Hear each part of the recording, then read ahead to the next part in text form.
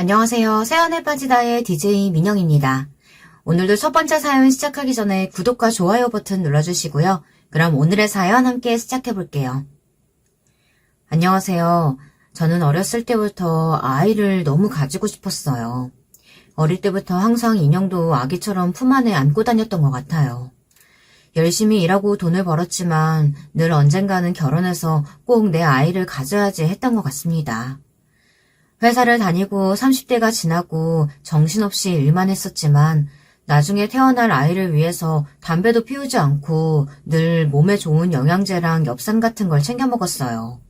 좀 오바스럽죠. 남자를 만나더라도 그 사람이 얼마나 매력적인지 그 사람이 가지고 있는 조건이라든지 이런 건 별로 중요하지 않았어요. 이상하게 이 사람이 내 아이의 아빠가 되면 어떨까, 이 사람은 어떤 아빠가 될까, 그런 생각들이 먼저 들었던 것 같아요. 내 아이의 아빠가 되면 가장 이상적일 사람을 만나려고 했던 것 같아요. 가정적이고 아이를 좋아하는 그런 사람이요. 그렇게 좋은 사람을 만나 힘들게 아이를 가졌어요. 그 소중한 딸아이가 미친 시부모 때문에 장애를 가지게 될 뻔했습니다. 너무나 답답하고 억울한 마음에 복수했지만 아직도 딸의 흉터를 보면 마음이 너무나도 아픕니다. 20대 후반에 전 좋은 아빠가 될 것 같다고 생각한 남자를 만나 31살에 결혼을 했어요. 지금 생각해보면 31살이라는 나이도 아직도 어리고 좋은 나이인데 그때는 왜 그렇게 조바심이 났는지 모르겠어요. 남편은 조금 더 맞벌이를 하고 경제적으로 더 풍요로워지면 아이를 가지자고 했지만 저는 더 나이가 들면 아이 가지기가 어렵지 않겠느냐고 남편을 설득했어요. 그래서 초반부터 많이 노력했는데 이상하게 아이가 잘 생기지 않더라고요. 몸에 좋다는 한약도 몇째나 지어먹고 산부인과에 가도 별다른 이상은 없었지만 기대하는 소식은 들려오지 않았죠. 결혼하고 1년, 2년이 지나도 소식이 없으니까 처음에는 별말 안 하시던 시부모님도 계속 소식을 물어오셨어요. 점점 나이도 먹어가니까 병원에서 시험관 시술을 권하더군요. 생각보다 너무 힘들고 어려웠어요. 시험관 시술에 대해서 공부도 많이 하고 참 많이 알아봤던 것 같아요. 그래도 아이 생각하면서 다 참을 수 있을 거라고 생각했는데 매일매일 배에다 주사를 꽂으며 이렇게 고통스럽게 아이를 가져야 하는구나 하고 많이 한탄했던 것 같습니다. 남편이 많이 안쓰러워하면서 도와줬지만 계속 착상이 되지 않고 임신이 안 되니 많이 답답하고 힘들었어요. 제 친구 나영이가 옆에서 많이 위로해줬어요. 나영이는 초등학교 때부터 알고 지낸 제 절친이에요. 결혼해도 별 뜻이 없고 통역하는 일을 하는데 일하기도 벅차다며 우리 부부랑 같이 식사하고 얘기하고 노는 게 유일한 힐링이라는 친구였죠. 3차 시술이 실패했을 때는 그냥 다 그만두고 싶었어요. 남편한테도 미안하고 내 탓 같고 남편도 같이 가서 검사했을 때 지극히 정상이었거든요. 종교가 없었지만 절에도 가고 교회도 가고 심지어 천지신명도 찾고 정말 많이 빌었어요. 아이 키우는데 힘들다고 하는 사람들이 많았지만 차라리 있어서 힘들어봤으면 좋겠다는 생각을 정말 많이 했던 것 같아요. 제가 너무 철이 없었네요. 4차는 악으로 깡으로 더했었고요. 드디어 5차일 때는 이번이 정말 마지막이라는 마음으로 했어요. 마지막이라고 생각하니까 정말 최선을 다하고 싶더라고요. 배아 이식을 하고 며칠 동안 화장실 갈 때만 빼고 다 누워만 지냈어요. 허리 아프고 힘들어도 제발을 외치며 삼신 할머니까지 부르면서 잠들었던 것 같아요. 남편이랑 일부러 인터넷 쇼핑하면서 애기 용품들을 장바구니에 일부러 담아뒀어요. 꼭 곧 살 사람들처럼요. 그런 간절함이 통했는지 5차 시도 끝에 드디어 임신을 하고 안정기에 접어들었어요. 하루하루 배가 나오고 몸이 무거워져도 전 행복하기만 했어요. 저는 아이를 맞을 이런저런 준비들을 하기 시작했죠. 임신 일기는 기본이고 아이 면 기저귀도 만들었어요. 면 기저귀가 아이 피부에도 좋다고 해서 100개 이상 만들었던 것 같아요. 친정엄마는 유난이라고 했지만 그렇게 아기 공주님을 얻고 얼마나 행복했던지요. 우리 딸이 세상에서 제일 예뻤고 가장 소중한 존재였어요. 그렇게 되고 보니 남편은 좀 생각이 많아진 것 같았어요. 모든 세상은 제 딸 하나를 위주로 돌아가기 시작했으니까요. 남편은 아이를 좀 자유분방하게 자라게 하고 싶어 했지만 제 아이는 꼭 가장 안전하게 자라야 했고 제일 좋은 것만 해주고 싶었어요. 세상에 하나뿐인데 아이니까요. 남편은 너무 유난이고 항상 지나치다고 말했죠. 그러다 보니 싸우는 일도 잦아졌고 아이를 봐주고 싶어도 제가 자주 화를 내니 아이는 그냥 전적으로 저한테 맡기기 시작했죠. 제가 많이 잘못한 것 같아요. 아이 아빠로서 가정의 소속감도 느끼고 가장으로서 인정도 좀 해주고 했었어야 했는데 그냥 제가 남편이 하자는 모든 것에 거의 반대했던 것 같거든요. 돈 버는 거에 전념한다고 친구도 없었던 남편은 그나마 편한 나영이한테 자주 하소연을 했던 것 같아요. 나영이가 자주 네 남편한테 신경 좀 써줘라. 저러다가 삐뚤어지겠다 얘기해줬지만 제 세상은 오직 딸 하나를 중심으로 돌아가는 상황이라 힘들어하다가 점차 적응하고 나아지겠지. 남편은 가정적인 사람이니까 이렇게 안일하게만 생각했던 것 같아요. 그러다 남편이 엄청 불같이 화를 냈던 날이 있었어요. 남편은 외동은 아니었지만 장남이었고 시골에 아버지 없이 계시는 어머니께 애틋할 수밖에 없었어요. 시골에 계신 어머니께 뭐라도 해드리고 싶어 했고 어머니도 남편을 항상 자랑스럽게 생각하고 좋아했죠. 전 어머니께 살가운 며느리는 아니었지만 어머니는 그래도 손주를 낳았다고 장하다고 해주셨어요. 시어머니가 칠순이 되셨는데 남편이 한 달 전부터 좋은 선물을 해드리고 싶다고 하더라고요. 잔치는 시골에 동생이 준비한다고 했으니까 우리는 미리 좋은 선물이라도 같이 고르자고 얘기했어요. 전 계속 하나를 케어하느라 잊어버렸고 결국 선물도 남편 혼자 샀어요. 출근 때문에 바빠서 생신 전에 받을 수 있게 택배를 보내던지 아니면 퀵을 보내던지 저한테 보내는 것만 좀 해달라고 부탁했어요. 사실 남편은 일찍 내려가고 싶어 했지만 갑자기 업무 상황이 꼬여서 칠순 잔치에 오후나 돼서야 내려갈 수 있었어요. 저는 하나를 데리고 가기 쉬운 거리도 아니고 애 몸 상태가 그렇게 좋지 않으니 안 내려가겠다고 했죠. 남편도 시어머니도 섭섭하신 것 같았지만 하나가 아픈 것보다는 나으니까 그냥 그러려니 하시는 것 같았어요. 그런데 칠순 잔치에 내려간 남편이 전화가 와서 다짜고짜 엄청 화를 내는 거예요. 알고 보니 제가 시어머니께 보낼 옷을 보냈어야 했는데 비슷하게 포장되어 있던 고기를 보냈더라고요. 친정에서 저희 먹으라고 좋은 고기 보내주신 건데 아무 생각 없이 포장지가 초록색인 것만 보고 고기를 종이 박스에 넣고 택배를 보낸 거예요. 안에 있는 고기는 다 상해서 악취가 나고 선물인 줄 알고 열어보신 시어머니가 한동안 아무 말씀이 없으셨대요. 그래서 남편이 죄송한 마음에 더 저한테 화를 냈던 것 같아요. 남편도 이해가 가는데 저는 제 상황을 이해해줬으면 하는 마음이 더 강했던 것 같아요. 지금 생각해봐도 제가 100번, 1000번 잘못했어요. 하지만 아이 옷이랑 기저귀 하나하나 다 소독하고 먹는 거 신경 쓰고 챙기고 집안 청소하고 살피고 아이 교육까지 하려니 다른 건 특히 남편 식사나 이런 건 챙기기가 쉽지 않았어요. 배달시켜 먹으라고 해도 배달 음식은 이제 싫다고 하더라고요. 시골에서 시어머니가 싸주신 반찬도 제가 잊어버리거나 택배 온 거 확인을 못해서 많이 상해서 버렸거든요. 그 이후로는 밥에 대해서 별말이 없어서 어떻게 먹고 다니겠지 했는데 칠순 잔치 사건 이후 그냥 남편은 늘 집에 자정이 넘어서 들어왔어요. 크게 대화를 하려고 하지도 않았고요. 저한테는 아이 케어하는 데 집중이나 하라고 하고 일이 많아서 늦게 오는 날이 많으니 각방을 쓰자고 하더라고요. 서운함보다는 그게 하나를 키우는데 더 좋겠다고 생각했어요. 근데 한 3달이 지나니까 뭔가 정말 잘못됐다는 생각이 들더군요. 계속 남편이 어떻게 지내고 있는지 걱정도 되고 조금 여유가 생겨서 아침밥을 차려놓거나 해도 먹고 나가지 않더라고요. 마칠 것 같은 시간에 전화를 해도 받지 않거나 회의 중이라고 문자가 오거나 급한 일 있으면 카톡으로 하라거나 이렇게 대답이 오더군요. 남편은 거의 매일 12시가 넘어서 들어오고 들어오면 씻고 자고 새벽에 다시 나가는 걸 반복했어요. 대화하기가 어려워서 카톡이나 문자를 보내도 잘 읽지 않고 피곤하다고만 하더라고요.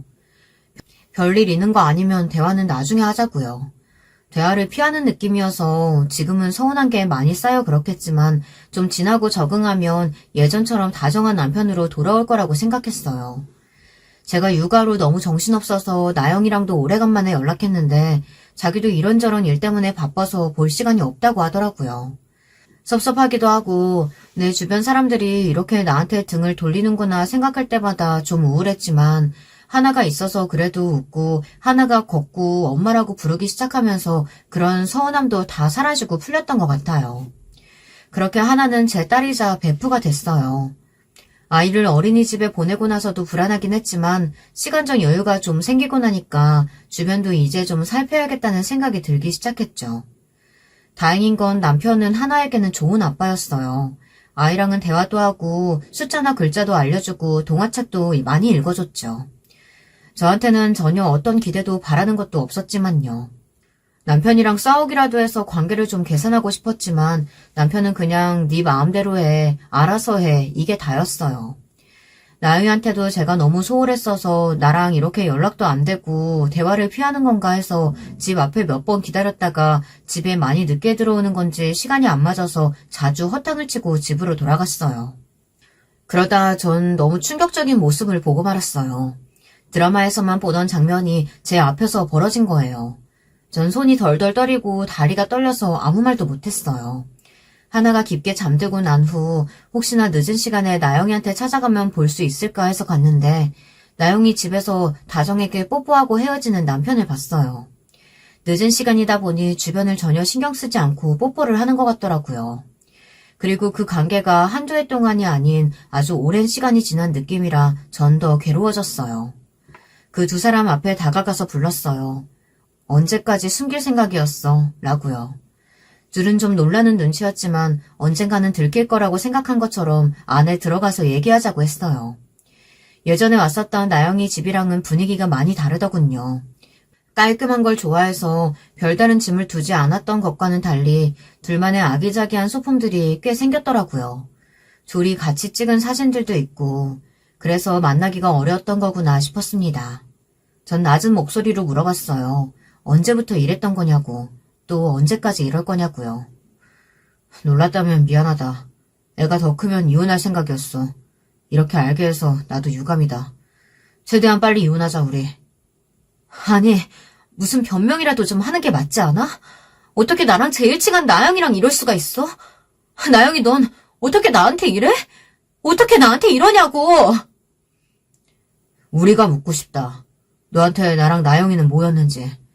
나는 돈 벌어오는 기계고 나영이는 네가 필요하고 부탁할 게 있을 때만 연락하는 그런 사람이었잖아. 잊었어? 버림받은 건 우리지 네가 아니야. 네 옆에 있으면서 우리는 너한테 아무것도 아니었구나라는 생각만 들어서 네 옆에 있기가 너무 힘들었다. 물론 우리 사이가 이렇게 된 건 우리도 바라던 일은 아니었지만 서로를 위로하고 기댈 사람이 필요했어.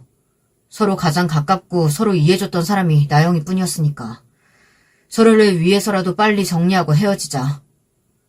하나 생각은 안 해? 어떻게 이래? 애가 상처받을 생각을? 아빠 없는 애로 자라게 하겠다는 거야, 지금?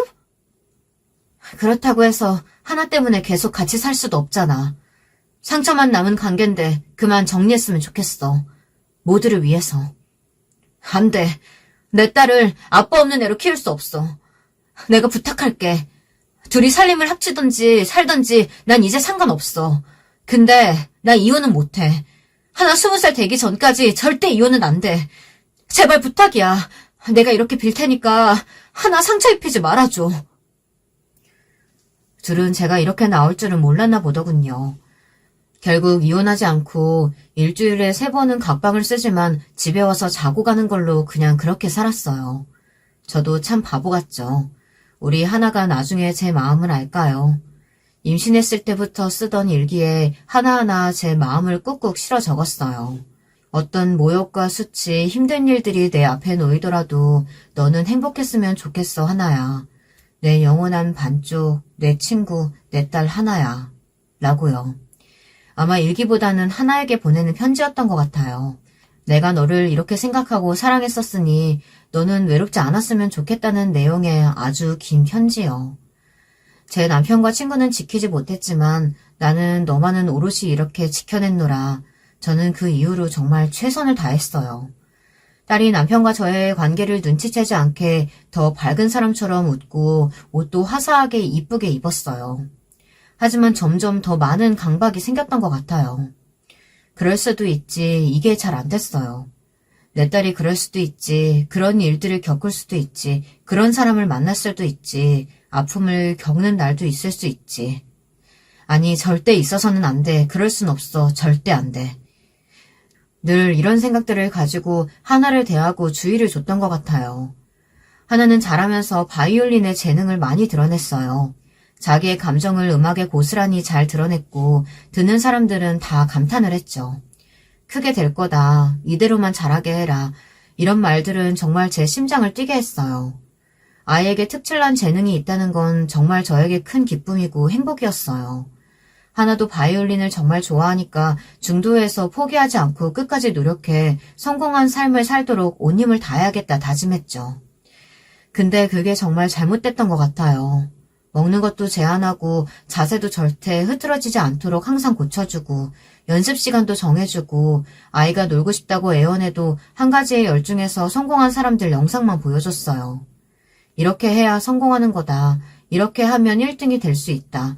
그러면 다른 사람들이 너를 다 우러러 볼 거다. 넌 꼭 최선을 다해야만 한다.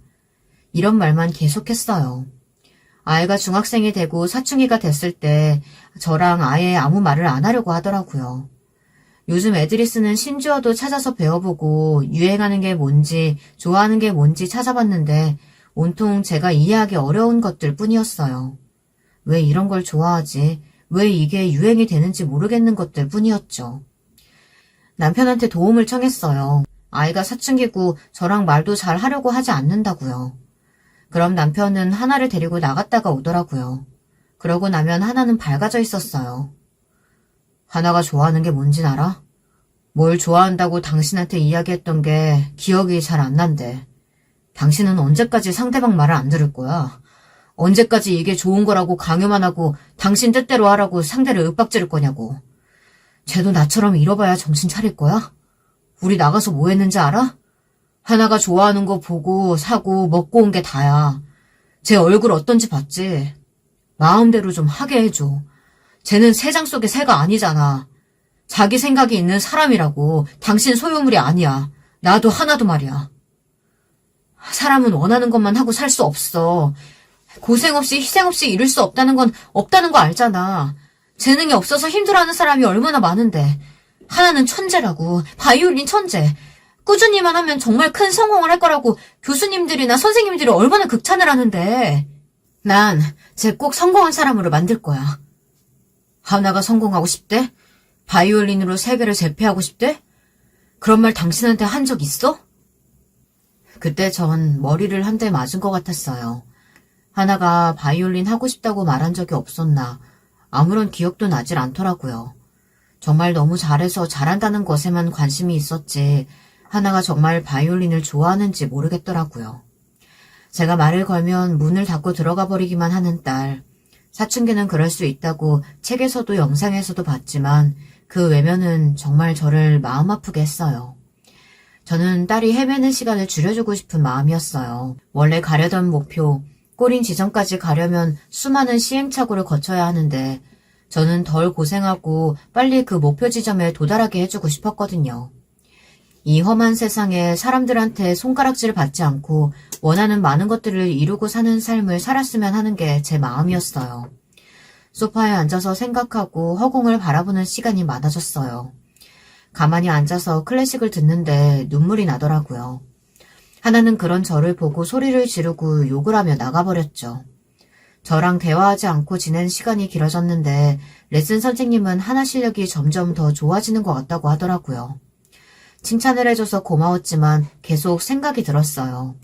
저게 하나가 원해서 하는 건지 내가 시켜왔어서 그 압박 때문에 하고 있는 건지 알 수가 없었어요. 이런 상황 속에서도 실력이 늘고 있다고 하니 전 더 고민이 됐던 것 같아요. 하루는 학교에서 선생님이 연락이 오셨더라고요. 학교에 한번 오시면 좋겠다고요.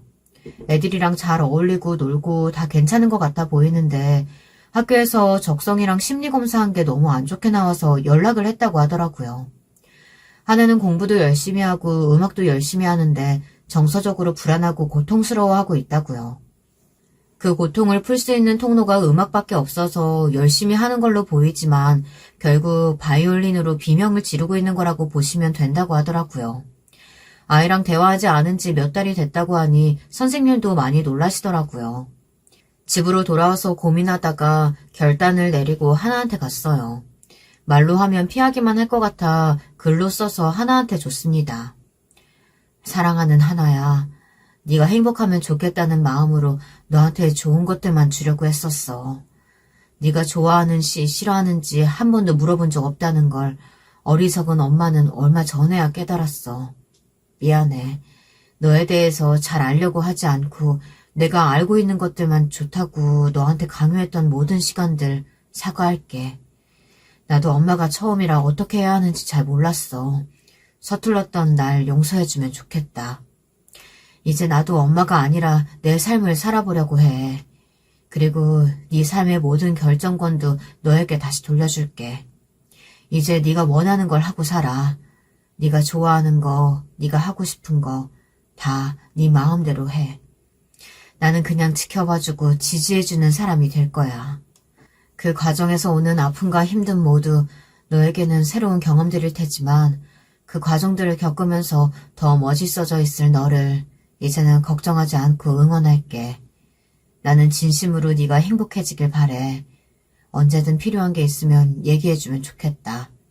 사랑해. 엄마가. 편지를 내려놓고 방에서 나와서 한 3시간은 온 것 같아요. 그러고 나서 푹 한숨 자고 일어났는데 꼭 새로 태어난 것 같았어요. 우선 얼굴이 제 얼굴이 아니었어요. 눈이 퉁퉁 불어서 딴 사람 같더라고요. 하나는 알아서 학교에 갔는지 집에는 아무도 없었는데 청소를 시작했어요. 오랜만에 제가 먹고 싶었던 음식을 만들어 먹었어요. 늘 하나 위주로 식단을 짜고 건강한 메뉴들만 골라서 만들어주느라 정작 제가 먹고 싶었던 걸 못 먹었거든요. 생각해보니까 정말 저도 바보같이 살았었네요. 좋아하는 꽃꽂이도 배우러 다니고 새로 일하려고 보니까 배워야 할 것들이 참 많더라고요. 나이도 먹었는데 몸 쓰는 일은 힘들겠다 싶어 우선 컴퓨터 자격증을 따려고 학원에 다니기 시작했어요. 물론 집에 와서 먹을 간식이나 밥은 여전히 열심히 준비해뒀지만 아직도 하나랑 대화는 하지 않았어요. 가끔 하나 아빠가 집에 와서 하나랑 대화하는 소리가 들리더라고요. 저렇게 대화하는 거구나. 하나는 저런 걸 좋아하는 거구나. 그래도 아빠가 있어서 참 다행이다 이런 생각이 들었어요. 비록 애만 키우느라 경단녀가 됐지만 제가 돈을 열심히 벌어놔야 나중에 하나 결혼도 시키고 유학 간다고 하면 유학도 보내야 하니까 이런저런 일을 찾아보기 시작했어요. 제가 제 일을 열심히 하고 시간이 지나면 하나랑 제 사이가 좋아지지 않을까 기대했는데 쉽사리 나아지지 않았어요. 속으로 많이 삐뚤어져 있다 보니 제 편지를 받고 이제 자기를 아예 포기해버렸다고 생각했었나 봐요. 그래도 엇나가거나 자기 인생을 망치려고 한 적은 없었는데 사건은 터지고야 말았습니다. 엄마랑 사이가 안 좋아서 힘들다고 친구들한테 털어놨는데 친구 한 명이 하나를 얄밉게 생각하고 있었나 봐요. 엄마랑 싸워서 힘들다고 하는 애가 늘 하고 다니는 거 보면 엄마가 사준 옷에 엄마가 사준 액세서리, 학용품, 화장품, 향수 다 엄마가 사준 거 맨날 자랑하고 엄마가 시키는 대로 다 하면서 괜히 힘들다고 말하고 다니는 게 관심 끌려고 하는 거 아니냐고 듣기 싫다고 얘기했나 봐요. 서로 욕하고 밀고 싸우다가 몸싸움까지 갔는데 다 같이 악기하는 애들이라 절대 손이나 팔은 안 치려고 주의하는데 그날따라 걔가 뭐에 씌인 것처럼 저 잘난 척하는 손가락까지 다 짜증난다면서 하나 손을 밟으려고 했대요. 하나는 절대 손은 다치면 안 된다고 생각해서 걔 발을 잡아당겼고 걘 넘어지면서 땅에 손을 짚었는데 무게가 실리면서 골절이 됐대요. 다른 애들도 증언해주고 CCTV를 봐도 먼저 시비를 걸었던 건 상대편이어서 하나는 정당방위가 됐습니다. 하지만 딸은 학교를 나가고 싶지 않다고 하더라고요. 그래도 학교는 가야 한다고 말하고 싶었지만 하루 종일 방에 틀어박혀 게임만 하는 걸 말리지 못했어요. 애아빠한테 얘기해서 말려보라고 했지만 남편도 역시 시간이 필요한 것 같다고 하더라고요. 옛날 어른들이 세상에서 제일 어려운 게 자식 농사라고 하셨던 말이 뭔지 이제야 알겠더라고요. 정말 쉽지 않은 것 같아요. 그동안 강압적으로 눌려서 살아왔던 모든 서름을 풀려고 하는 듯이 또 사건은 터지고야 말았어요. 게임만 하기 지루했는지 데이팅 앱 같은 걸 깔아서 모르는 남자들이랑 채팅을 했었나 봐요. 저랑 대화하기 어려우니까 자기도 말할 사람이 필요했나 봐요. 이 사람 저 사람이랑 대화하다가 말이 좀 잘 통하다 싶은 사람을 찾았나 보더라고요. 한 이틀 채팅했는데 서로 만나자고 뜻이 맞아서 나갔었대요. 말도 없이 집에서 나가서 좀 불안해하고 있었는데 갑자기 경찰서에서 전화가 왔더라고요. 놀란 마음에 휴대폰만 챙겨들고 미친 듯이 달려갔더니 얻어맞아서 엉망이 된 하나가 보였어요. 데이팅 앱을 써본 적이 없다 보니까 남자들이 다 어떤 의도를 가지고 있었는지 잘 몰랐나 봐요. 아직도 놀라고 어안이 벙벙한 표정의 하나는 저를 보고 울기 시작했어요. 저는 말없이 하나를 안고 토닥여줬어요. 그 남자 새끼는 서로 좋아서 만나기로 했는데 전현이 계속 밀당만 하고 스킨십을 하려고 하니 피하길래 열받아서 좀 엎치락 뒤치락 했다가 이렇게 된 거라고 헛소리를 늘어놓더라고요. 내 딸을 강간하려던 것도 모자라서 저렇게 때리기까지 했는데 저렇게 당당하게 거짓말하는 게 열받아서 저도 가서 뺨 몇 대를 날리고 손이 미끄러져서 미안하다고 얘기했어요. 다행히 다른 사람이 도와줘서 모텔로 끌려 들어가진 않았지만 정말 큰일 날 뻔했더라고요. 하나는 제가 그런 모습을 처음 봐서 더 놀란 것 같았어요. 경찰한테 저놈 제발 콩밥 좀 먹게 해달라고 사정했어요. 강간 미수에 폭행 치사까지 하면 더 형량이 늘지 않느냐고 했더니 미수에 그쳤기 때문에 형량이 그렇게 높게 책정되지 않을 거라고 하더라고요. 정말 억울하고 분했지만 합의금으로 3억을 주던지 아님 깜빵에 가라고 엄포를 놨어요. 하나랑 집에 돌아가는 길에 제 모습을 다시 보고 눈물을 훌쩍거리기 시작했어요. 자기가 잘못했다고요. 제가 너무 정신없어서 운동화 한 짝이랑 슬리퍼 한 짝을 신고 왔는데 그거에 눈물이 터진 거였더라고요. 엄마는 딸을 사랑하는 게 아니라 엄마 역할하는 자기 자신의 모습을 사랑한다고 생각했었대요. 완벽한 엄마의 모습을 남들한테 보여주고 싶어서 늘 딸을 통제하고 잘하는 모습만 보이는 것 같았대요. 그런데 그 추운 날씨에 외투는커녕 신발도 제대로 못 신고 경찰서까지 달려온 엄마 마음이 어땠을까 생각하니 그냥 너무 죄송하고 눈물이 나더라는 거예요. 자기가 잘못했다고 엉엉 우는데 저도 같이 껴안고 한참을 울었어요. 오랜 세월 묵었던 오해도 풀고 사이좋게 지내기 시작했어요. 같이 맛집도 다니고 운동도 같이 하러 다녔어요. 친구처럼 딸처럼 같이 지냈던 시간이 참 소중하고 반짝였던 것 같아요. 그때 보여줬던 하나의 미소는 아직도 사진으로 찍어서 간직하고 있을 만큼 정말 예뻤어요. 하나는 검정고시를 준비하고 저도 취업을 위해 열심히 공부했어요. 하나는 그만뒀던 바이올린도 다시 시작하고 모든 게 순조롭게 돌아간다고 생각이 들었어요. 하지만 불행은 아직 시작도 안 된 상태였더라고요. 예전에 있었던 일들은 그냥 추억거리 정도로 끝낼 수 있었던 것들이었다면 지금부터는 본격적인 불행의 시작이었어요. 하나는 중등과정은 검정고시에 합격해서 땄고 고등과정도 학원에서 배우고 있었죠. 열심히 노력하더니 고등과정은 1년 만에 마스터해서 또래들보다 일찍 고등학교 졸업장을 받았어요. 그래도 전 정말 감사했어요. 학교는 그만뒀지만 그래도 금방 정신 차리고 스스로 노력해서 다시 시작하려고 하는 점이 정말 감사하더라고요. 그런데 수능 준비를 하다가 갑자기 남자친구가 생겼다고 하더라고요. 학원에서 아르바이트를 하는 대학생이었는데 하나를 보고 첫눈에 반했다고 고백해서 둘이 사귀게 됐다고 하더라고요. 나이 차이는 2살 정도 됐고 하나가 생각보다 나이가 어려서 고민했지만 정말 예쁘게 만나겠으니 교제를 허락해달라고 저한테 인사도 왔더라고요. 저도 연애를 반대하고 싶은 마음은 없었지만 지금이 참 중요한 시기인데 남자친구를 조금 있다 만나면 좋겠다는 생각이 들었지만 하나의 뜻을 존중해주기로 했어요. 저 남자친구 어디가 마음에 드냐고 했더니 자기를 정말 좋아해주는 게 느껴진다고 하더라고요. 말도 자기는 너 없으면 안 된다고 하고 자기랑 조금이라도 연락이 안 되는 게 느껴지면 불안해한다고 하더라고요. 바이올린 하는 모습을 보여줬는데 너무 예쁘고 아름답다면서 영상을 찍어서 간직하고 하루에도 몇 번씩 본다고 하는 그 모습을 보며 이 남자가 정말 나를 좋아하는구나 하고 느꼈다고 하더라고요. 그래서 너는 그 남자를 얼마나 좋아하냐고 물어보니까 아직 잘 모르겠다고 말하는 딸을 보며 생각이 많아졌어요. 아빠의 부재 때문일까? 내 영향 때문일까?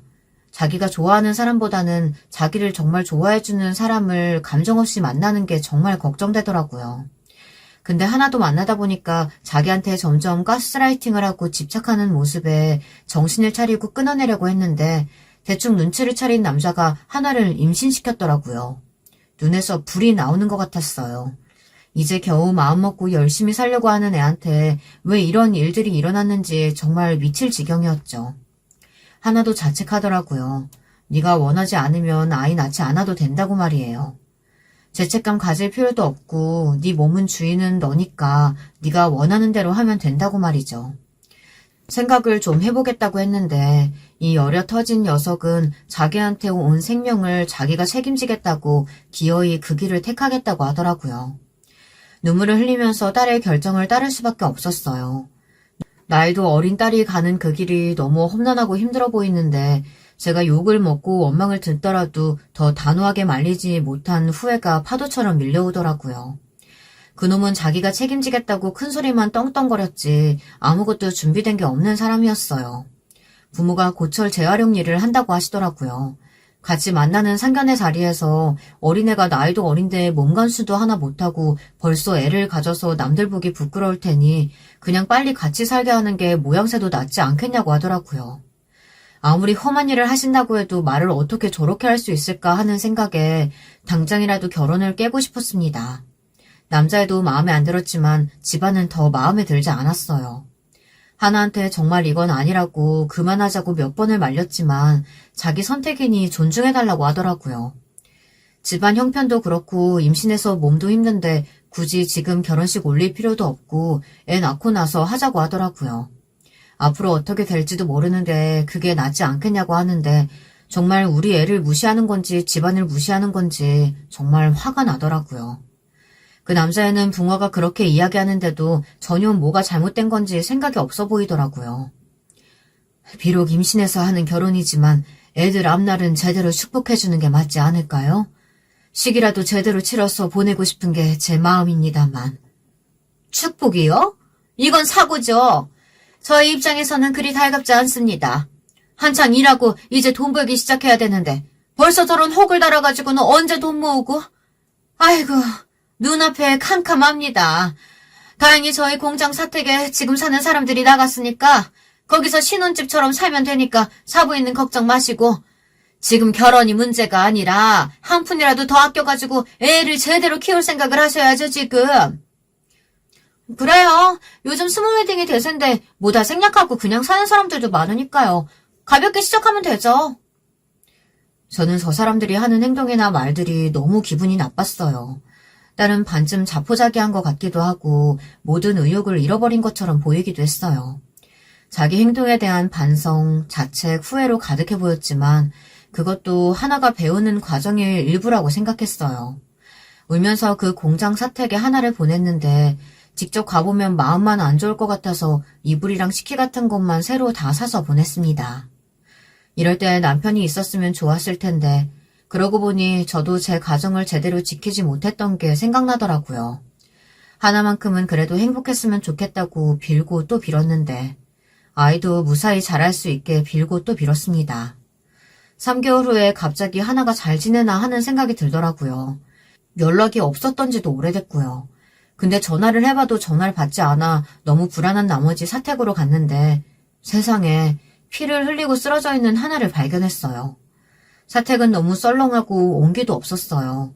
음식도 제대로 먹지 못한 것 같았고 상처 입은 들짐승처럼 축 처져서 의식이 없더라고요. 급하게 119를 불러서 병원으로 갔어요. 조금만 더 늦었으면 산모까지 큰일 날 뻔했다고 하더라고요. 외상은 없는데 산모가 뭔가 충격을 받아 애가 유산된 것 같더라고요. 의식을 찾은 딸은 계속 울기만 했어요. 저는 같이 울고 달래고를 반복했죠. 어렵게 입을 땐 딸이 이야기하더라고요. 신우이랑 남편이 하는 말을 들었다고요. 야, 저 어린애를 왜 임신시켰냐? 사고를 쳐도 좀 나중에 치던가. 동네 부끄러워서 애 임신했다고 말하기도 그렇고. 공장 사람들이 계속 물어봐서 엄마가 스트레스 받는 것 같던데.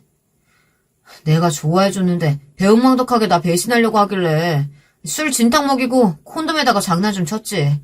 근데 바로 임신될 줄 누가 알았나. 저 애 기저귀값 분유값 될 생각하니까 벌써 눈앞이 캄캄하다. 장난 좀 친 거 가지고. 아빠가 돈 좀 보태주겠지? 야, 저 짠돌이 구두쇠가 퍽이나 돈을 주겠다. 너 보고 공장에서 일하라고 할걸? 난 절대 공장에서 일 안 할 거야. 절대 내가 가오가 있지. 저런 일을 왜 함? 아, 아니면 하나 쟤네 엄마 돈 좀 모아놓은 것 같던데. 애도 초췌하게 만들어서 그 집에 돈 좀 뜯어내면 되지 뭐. 내가 왜 진짜 그 생각을 못했지? 그래. 그 엄마 딱 딸내미한테 목숨 거는 호구상이던데. 하나한테 준 옷이랑 가방 봤는데 다 장난 아니더라고. 나 그거 내일 일하러 갈 때 좀 쓸게. 네가 쓰라고 했다 하면 별말 못할 거 아냐. 내가 살면서 그런 옷에 가방에 구두에 언제 들어보겠냐? 그 덕이라도 봐야지 뭐. 아니다. 몇 개 팔면 돈 좀 될 것 같은데. 제 몸 상태 안 좋으니까 몇 개 없어져도 상관없지 않을까? 나중에 물어보면 뭐 날 왜 도둑년으로 뭐냐고 소리 좀 질러주면 깨갱 할 것 같은데. 아싸, 돈 좀 만져보겠네. 혼자 먹기 없지. 밥만 나누자. 그 말을 듣는데 그날 하나가 믿고 있었던 세상이 다 무너져 내리는 것 같았대요. 엄마는 늘 나를 위한 조언을 아끼지 않았는데 또 고집부리다가 이런 잘못된 결정을 내려서 이런 험한 꼴을 보는구나. 가슴을 치면서 후회를 하는데 배가 아파오기 시작했대요. 조금씩 통증이 있긴 했는데 아랫배가 다 뜯겨져 나가는 것처럼 아파서 애도 엄마가 절망해버린 걸 알았나 보다 하는 생각이 들더래요.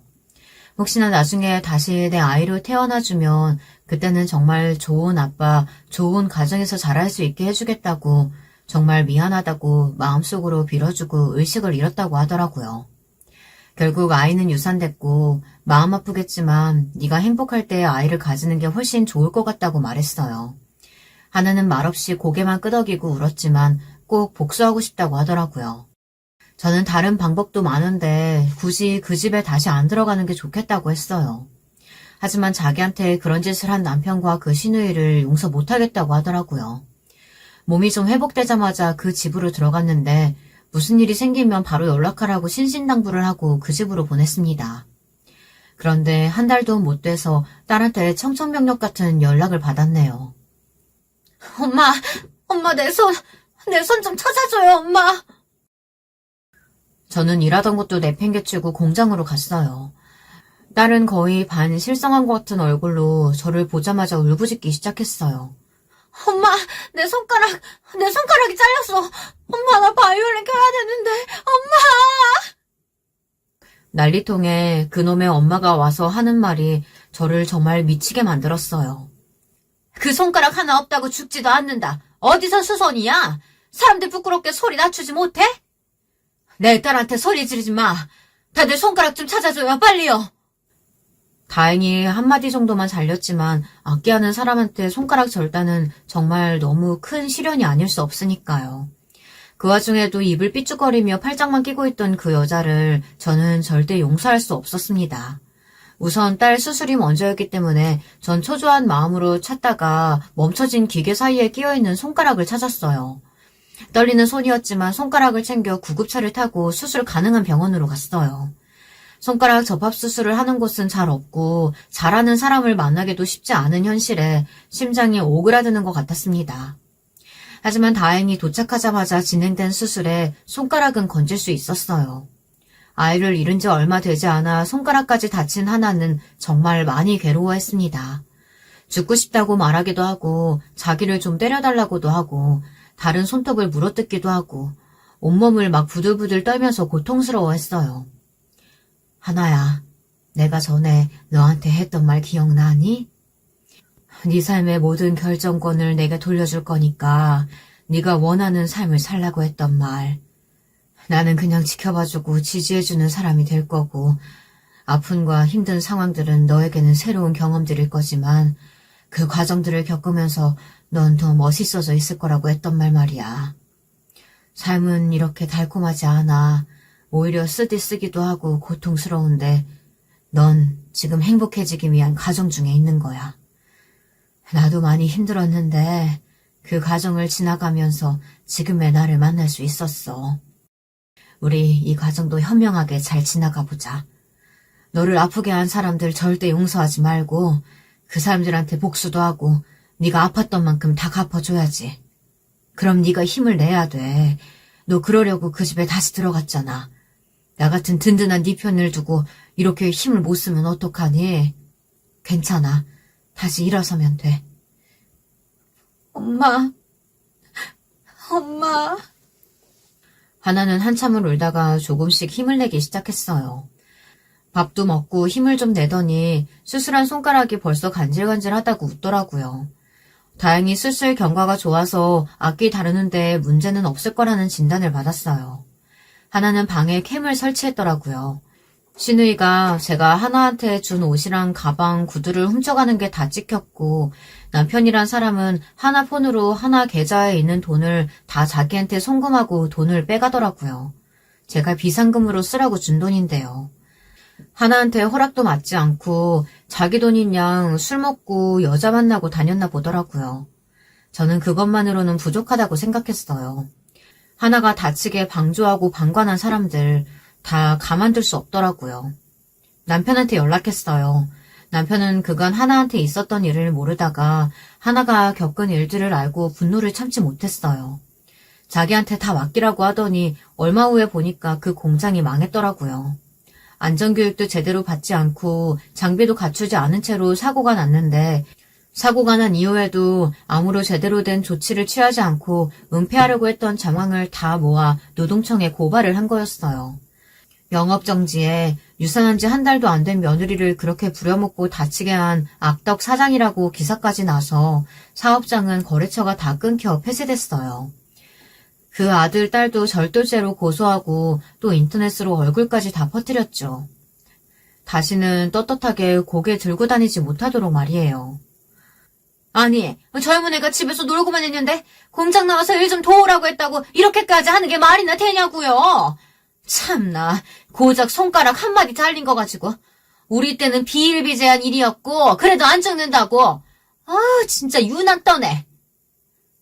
아직도 남의 자식 구렁텅이로 넣어놓고 반성한 반 안 하시네. 좋아요. 비기라도 하면 좀 감형해주려고 했더니 역시 필요 없겠네요. 콩밥 제대로 드세요. 어이가 없어서. 네 자식이 그렇게 다쳤으면 네 딸이 손가락이 잘렸어도 손가락 하나 없어도 상관없다고 할 거야? 유산한 지 한 달도 안 된 애를 음악하는 애라서 손 다치면 안 된다고 사정했는데 그런 애를 바깥 벌라고 떠밀어서 다치게 한 너는 절대 용서 안 해. 두고 봐. 재활을 부지런히 해서 상처는 좀 남았지만 움직이는데 불편함은 많이 좋아졌다고 해요. 부지런히 스트레칭도 해주고 손을 전보다 더 소중하게 여기고 살게 됐다고 하더라고요. 다행히 왼손이 다쳤으면 거의 연주는 힘들 수도 있었는데 활을 켜는 손이라서 그나마 좀 나은 것 같더라고요. 좀 심심해하는 것 같아 하나 임신했을 때부터 썼던 일기를 하나한테 보여줬어요. 틈날 때마다 읽어보면서 하나는 무슨 역사책을 보는 것 같은 기분이 들었대요. 그 일기에는 그날 있었던 일과 날씨, 사람들과 주고받았던 대화, 먹었던 음식, 하나가 움직였던 느낌 등 정말 자세하게 적혀 있어서 놀랐다고 합니다. 아빠와의 일도 다 적혀 있어서 놀랐다고 하더라고요. 하나가 저랑 대화를 안 하고 피하려고 했던 게 저랑 남편이 헤어지고 별거하는 사이란 걸 알게 돼서 그랬다고 하더군요. 아빠는 자기를 유일하게 숨쉬게 해주는 사람, 자기를 좀 더 자유롭게 해주는 사람인데 그런 아빠까지 등 돌리게 만들었고 엄마 욕심으로 아빠를 자기한테서 뺏어가게 했다는 생각에 너무 미웠다고 하더라고요. 그런데 알고 보니 나영이 이모랑 아빠가 불륜을 해서 엄마랑 별거를 하게 됐다는 사실에 너무 놀랐고 더구나 불륜을 저질렀는데도 엄마 아빠가 헤어지지 않았던 건 다 자기가 상처받게 하지 않으려고 엄마가 그렇게 한 일이었다는 것에 너무 놀랐대요. 자기가 그렇지 않아도 힘든 엄마를 더 힘들게 했다는 생각에 그리고 자기를 너무 사랑하는 그 마음에 힘을 내야겠다는 생각이 저절로 들었대요. 그 아픈 주사들을 맞아가면서 자기만을 기다렸을 엄마한테 너무 몹쓸 짓을 많이 해 지금 벌 받는 것 같다고 저한테 얘기하더라고요. 저는 그냥 네가 지금 내 옆에 있어서 행복하고 네가 좋아하는 일 하면서 행복하게 살았으면 좋겠다고 했어요. 그 이후로 저희는 세상에 둘도 없는 친구가 됐어요. 모녀지간이지만 서로를 누구보다 잘 알고 서로 대화하고 상의하며 그리고 자주 투닥투닥하며 그렇게 살고 있어요. 그 나쁜 놈들은 다 실형을 받고 감옥에 있다는데 제발 죗값을 치르고 좀 개과천선했으면 좋겠다는 생각이 드네요. 날 때부터 나쁜 사람 누가 있겠냐마는 다시는 만나고 싶지 않은 사람들인 것 같습니다. 하나는 재활을 끝내고 열심히 바이올린 연습을 하고 대학을 진학했어요. 결국 또래들이랑 같이 학교를 갔는데 새로운 친구도 많이 사귀고 교양을 듣는데 재미있고 좋다고 하더라고요. 다친 손가락에는 흉터를 가리려고 컬러 타투를 했는데 친구들이 예쁘다고 자기도 하고 싶다고 한대요. 예전 컨디션의 90%까지 올렸는데 10%도 꼭 채워서 나중에 연주회 초대하겠다고 하는데 너무 감동적이었어요. 딸이 연주회를 열 때 참석하는 제 모습을 전 늘 꿈꾸고 있었거든요. 그때까지 저도 열심히 운동하고 더 능력 있는 엄마가 되려고 열심히 회사를 다니고 있습니다. 나이 많은 나 같은 사람 뽑을까 싶은 일자리에 지원했어요. 근데 다행히 연륜 있고 센스 있는 사람을 좋아하셔서 멋지게 취업했습니다. 하나가 보더니 너무 멋지다고 하더라고요. 하나는 늘 사랑을 받기만 해서 주는 방법도 잘 몰랐고 늘 사랑 안에 살다 보니 그 사랑이 얼마나 크고 대단한지 몰랐대요. 그런데 그 끔찍한 사택에 살면서 늘 자기를 위해 밥하고 돈 벌고 자기를 챙겨주는 엄마의 모습이 계속 아른거리더래요. 아이를 임신하고 내가 과연 그런 엄마가 될 수 있을까 계속 생각을 했다고 하더라고요. 네가 준비가 되지 않았을 때 임신을 해서 더 그런 마음이 들었던 것 같다고 얘기해줬어요. 전 어렸을 때부터 내 아이를 가지길 원했고 늘 아기를 가지려고 준비했었기 때문에 바라고 바랬던 그 아이를 얻었을 때 정말 감사하고 기뻤다고 말이죠. 그런데 아이를 위한 마음이 너무 지나쳤던 탓에 주변에 소중한 사람들이 병들어가는 걸 몰랐다고요.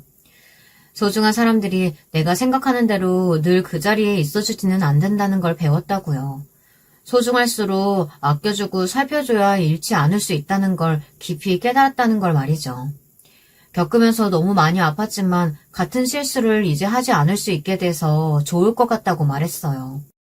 하나는 이제야 엄마를 조금 이해할 수 있을 것 같다고 하더라고요. 자기한테 도움되는 말들인 건 알지만 늘 같은 것만 하라고 하는 엄마한테 그냥 반항하고 싶어서 말도 하지 않고 외면했는데 그게 엄마한테 상처가 됐다면 정말 죄송하다고요. 그리고 돌고 돌아서 다시 이렇게 돌아와서 지름길을 알려주는 엄마를 괴롭혀서 이렇게 돌아서 온 것 같다고 말하더라고요. 누구나 어둠이 눈앞에 내린 시간이 있는 것 같아요. 누가 어떤 얘기를 해도 내 마음대로 듣고 내 눈앞에 어둠이 내려서 그 어떤 것도 제대로 보이지 않는 시간이요.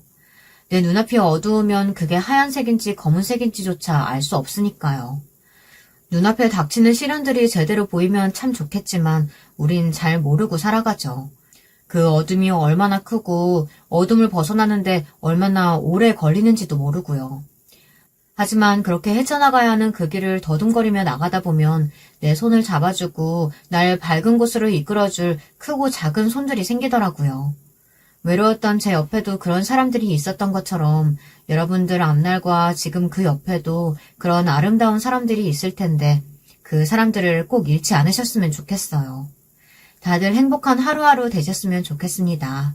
꼭이요. 여러분, 두 번째 사연 시작하기 전에 좋아요, 구독 꼭 눌러주실 거죠?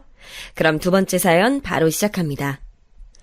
저도 다른 분들처럼 사연으로 만들어 볼 만한 이야깃거리가 한 가지 있습니다. 그 이야기의 시작은 바로 제 결혼이었습니다. 저는 경상남도가 고향인데요. 집안 사정에 의해서 중학교까지만 고향에서 생활하고 고등학교는 경기도에서 나오게 됐습니다. 경기도는 다름 아닌 제 외조 부모님께서 계신 곳이었지요. 제가 3남매 중에 맏이 장남인데요. 제 밑으로 여동생과 남동생이 있는데 이 중에서 여동생은 중학교에 입학할 무렵 폐질환을 앓았던 이유로 몸이 많이 안 좋아졌어요. 큰 병원이 그 동네에는 없고 멀리 나갔어야 했는데 경제적인 형편도 어려웠던 집이었기에 여러모로 망설여졌었죠. 그렇게 큰 병원에 갔어야 할 때를 놓쳤던 여동생은 결국 후유증을 앓게 됐습니다. 그런 마당에 남동생은 어렸을 때부터 정신이 산만한 녀석이었어요. 지금이라면 주의력 결핍 과다행동장애라는 것을 쉽사리 진단받을 수 있었을지 모릅니다. 통칭 ADHD라는 것을 남동생은 앓고 있었지만 당시엔 그런 게 뭔지 몰랐을 때였습니다. 정말 무지했었네요. 남동생은 그저 동네에서 제일 가는 말썽쟁이였고 부모님과 자기 형제들의 말을 지독히도 안 듣는 골칫덩이였을 뿐이에요. 도대체 뭘 먹고 저렇게 산만할까? 아유, 매사에 집중하는 꼬라지를 한 번도 보질 못했구나. 장은아, 네 막내 동생을 어떡하면 좋니? 엄마, 너무 그렇게 속상해하지 마세요. 장석이는 엄마 아빠가 제일 아끼시는 막내잖아요. 사랑만 받고 크다 보니까 어린 마음에 잠시 우쭐거리는 거겠죠. 학교에서도 애가 이상하다고 소문이 난 것 같은데. 아유, 난 진짜 어떻게 해야 할지 모르겠다. 산만하다 뿐이야. 무슨 애가 저렇게 감정이 널뛰기를 할까. 내가 도대체 뭘 잘못했길래 이렇게 된 건지 하루에도 수십 번씩 가슴을 치면서 고민한단다. 전부 다 어미인 내 잘못이겠거니 하면서. 일가 친척들이 죄다 가난한 데다가 소위 가방끈 짧은 집안이었던 저희 집이었기에 부모님께서는 자식 농사에 내심 기대가 많은 분들이셨습니다. 저는 저희 부모님이 결혼하신 해에 태어난 자식이에요. 어머니께서 임신하는 바람에 두 분이 서둘러서 살림을 합치고 부부가 되신 것이었죠. 저를 낳고 정신없이 사시던 와중에 금세 생겼던 생명이 바로 제 여동생이었습니다. 저랑 여동생은 나이 터울이 2살이에요. 마지막으로 남동생은 저보다 6살이 어립니다. 그러니까 저나 여동생을 낳고 키우셨을 적에는 부모님께서 아직 경황이 없으셨던 상태라고 한다면 남동생은 철저히 두 분께서 아이 낳자고 충분히 상의를 거치시고 계획을 하신 끝에 태어난 생명이었던 거예요. 그래서 남다르셨을 겁니다. 원체 타고난 성격이 내성적이라고 할 수 있는 저나 여동생과는 다르게 남동생 녀석은 활발한 편이었으니까 더욱 그랬었죠. 그래서 부모님께서는 이 남동생에게 애정과 기대를 마음껏 주셨습니다. 저는 늘 막내한테 양보해야지라는 말을 자주 들었었고요. 하지만 두 분이 생각하셨던 것과는 달리 남동생이 학교에 입학한 이후로 자꾸 엇나가면서 오만 말썽을 부려대고 의사소통마저 원활해지지 않는 상태에 이르자 부모님께서는 몹시 절망하셨어요. 지금 생각해보면 그 시절에 부모님께서는 우리 집은 뭘 해도 안 되는 집이구나 이런 식으로 처지를 비관하셨던 것 같습니다. 남동생한테 너무 신경을 많이 쓰시다 보니까 여동생이 아픈 것도 놓치셨었고요. 이런 모든 상황들이 맞물려서 저는 외조 부모님께 보내셨던 것입니다. 저는 1년에 2회 혹은 3회 방문에 그치는 외가댁에 가서 살게 됐다는 것이 너무 낯설고 싫었던 기억이 나네요. 혼자 거기서 고등학교를 다녀야 한다니. 게다가 외할아버지께서는 성정이 괴팍한 분이셨기 때문에 겁부터 났습니다. 저는 안 가겠다고 버티려 하였으나 결국은 무릎을 꿇고 말았지요. 김장훈이, 니는 장남이라고 있는 머스마가 그래 나약해 빠져가 커서 무슨 일을 하려고 카노? 니 지금 우리 집안 돌아가는 꼴 안 보이나? 니 이것만 말해봐라. 니 눈에는 안 보이나 보제? 아니요, 보입니다, 아버지. 아버지께서는 당시 몸을 담고 계셨던 회사에서 입지가 위태로워지신 상황이었습니다. 정말 떠나고 싶지 않았지만 부모님의 뜻에 따라 경기도의 외가댁에서 생활을 하게 되었습니다. 경기도에서 입학한 고등학교 첫날, 촌놈 새끼라고 많이 놀림을 받았던 기억이 나네요. 그래도 첫 1학기가 힘들었을 뿐 시간이 지나자 친구들도 생기고 점차 적응을 했었기 때문에 초반에 그 괴로웠던 기억이 꽤나 희석된 것 같습니다. 조금 웃긴 사실은 경기도가 북부 남부로 갈리는 만큼 정말 그 안에서 지역이 어디냐에 따라 천차만별이잖아요. 외가댁이 있는 곳은 지명만 경기도일 뿐 사실상 시골이었답니다. 그런 곳에서 학교를 다니는 놈들이 저한테 촌놈이면서 놀렸었던 거예요. 단지 제가 사투리를 쓴다는 이유 하나만으로 말이죠. 외조 부모님과 사는 생활은 녹록하지 않았습니다. 외할아버지가 무서워서 그 좁은 외갓집에서 허튼 소리 한번 크게 내지 않으려고 애를 쓰면서 살았었네요. 용돈은 따로 받아본 기억이 없어요. 학교 다니면서 필요한 돈, 그런 것만 일목요연하게 적어다가 외할머니께 요청을 드리면 딱 그 금액만 받는 정도였으니까요. 여동생은 아파서 고등학교를 다니다가 말았습니다. 어떻게든 자식을 교육시키고자 하셨던 부모님께서 또 한 번 절망하시는 순간이었죠. 고등학교 3학년 수험생이던 저는 미친 듯이 막바지 공부에 매달렸어요. 아픈 여동생과 여전히 말썽쟁인 남동생. 이 집을 건사하려면 장남인 제가 성공하는 수밖에 없다는 판단이었습니다. 저는 서울 소재의 모 대학교에 입학할 수 있었어요. 부모님께서는 저한테 부담을 안겨주셨습니다. 항상 너밖에 없다. 네가 우리의 살 길이다. 이렇게 말씀을 해주시는 게 저를 믿어주시는 것 같아서 기쁘기도 했지만 한편으로는 숨이 막혔습니다. 대학을 졸업하기 전에 저는 조금 독특한 인연을 하나 맺었어요. 제가 식당에서 해산물을 잘못 먹고 배가 아픈 적이 있었거든요. 일찍 저녁으로 친구들과 식당에서 밥을 먹고 얘기를 한참 나누다가 헤어졌었는데 갑자기 어느 순간부터 미친 듯이 배가 아픈 것입니다. 식은땀이 줄줄 흘렀고 온몸이 차가워졌어요. 버스 정류장으로 가던 도중에 제가 비틀거리면서 기댈 곳을 찾았습니다. 어떤 집 담벼락에 기댔다가 그대로 주저앉아 있었어요. 어머, 괜찮으세요? 왜 여기서 이러고 계세요? 어디 많이 아프신 거예요? 어쩌다가요? 그때 골목 안쪽에서 나오던 누군가가 저를 보더니 깜짝 놀라서는 외쳐댔습니다. 제 또래로 보이는 여자였습니다. 창피하고 민망한 마음이 들었으나 배가 너무 아픈 것이 우선이었어요. 저는 바들바들 떨리는 입술 사이로 간신히 제 상태를 설명할 수 있었습니다. 아까 해산물을 먹었는데 제 생각에는 지금 그게 잘못된 것 같습니다. 저기 혹시 일어나실 수 있겠어요? 여기 바로 뒤쪽이 제 친구 집이에요. 저는 거기서 나오는 길이고요. 화장실도 있고 아마 약도 있을 테니까 가보시는 게 어떻겠어요? 예, 그렇게 도와주신다면 사양하지 않겠습니다.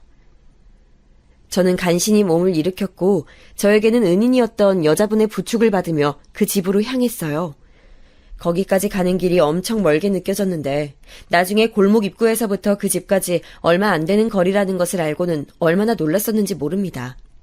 저는 그렇게 그 집에 당도하였고 그 은인의 친구분께 양해를 구해서 화장실을 사용할 수 있었어요. 거울을 보니까 이런 세상에 제 얼굴은 완전히 땀으로 범벅이 되어 있었습니다. 그 짧은 시간에 정수리부터 발바닥까지 온몸에 구멍이란 구멍에서 다 식은땀이 흘러나왔던 모양이었어요. 외투 안에 받쳐 입었던 티셔츠가 아예 푹 젖어 있었죠.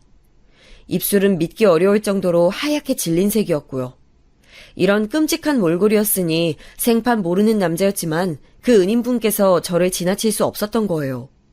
화장실에서 나온 이후로도 저는 그 여자분 그리고 그녀의 친구분께 도움을 받았습니다. 소화에 좋다는 무슨 액기스를 저한테 건네주셨는데 저는 아무 의심도 않고 무작정 그걸 받아 마셨지요.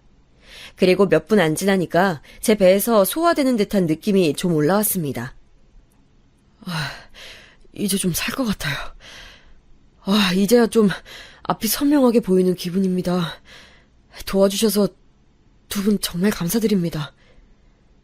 저는 어차피 지금 집에 가족들도 없겠다. 도와드리기 어렵지 않았어요. 그쪽 데리고 온 거 제 친구니까 친구한테나 고맙다고 하세요. 그 친구분께서는 저한테 시큰둥하게 말씀을 하셨어요. 저는 제 은인 쪽을 쳐다봤는데 희한하게도 제 착각이었을까요? 그 은인분께서 저랑 시선이 마주치자마자 고개를 돌려서 저를 피하셨는데 그 기색이 조금은 부끄럽다는 느낌으로 보였습니다. 그런 생각이 들고만 스스로가 민망해서 저는 멋쩍은 기분으로 일어났죠. 그 친구분께서는 집을 나서는 저에게 그 은인분을 집까지 데려다 달라며 부탁하였어요. 저는 어렵지 않게 그러겠노라고 말씀을 드렸죠. 그렇게 왔던 길을 되돌아와서 버스 정류장까지 둘이 향하게 되었습니다. 제 어깨까지 오는 키의 그녀. 긴 생머리를 저도 모르게 자꾸 쳐다보게 되었던 것 같아요. 밤이었기 때문에 더욱 분위기에 취했던 것도 있었습니다. 버스 정류장에 도착하고 나서야 알게 됐어요. 그 은인과 제가 같은 번호의 버스를 타려고 했다는 사실을 말이죠. 왠지 반가운 마음이 들어서 그때부터는 어색감을 떨쳐내고 이런저런 대화를 나눴습니다. 제 또래라고만 생각했었는데 신기하게도 저랑 동갑이었어요. 동갑 친구라는 것을 알고 나니까 대화가 더 가벼워진 느낌이었죠. 아쉬웠던 건 저보다 그녀가 먼저 내린다는 사실이었습니다. 제가 데려다 주겠다는 것을 그녀는 극구 사양했어요. 혹시라도 남자랑 같이 있는 거 가족들한테 들키면 골치 아파져서 그런 상황은 피하고 싶어서 그래요. 그렇군요. 무슨 말인지 알겠어요. 오늘 저를 도와주셔서 정말 고마웠습니다. 그럼 만약에 또 우리가 마주친다면 아까 약속한 대로 하는 건가요? 네. 그렇게 되면 우리 그때는 바로 말 놓고 친구하기입니다. 과연 그런 때가 올지 온다면 언제가 될지 궁금하네요. 이런 걸 남기고 헤어지는 게 서로 더 많은 정보를 나누고 다음을 기약하는 것보다 더 재밌는 것 같지 않아요? 아무것도 없이 헤어졌는데 만난다면 그건 진짜 운명일 테니까요.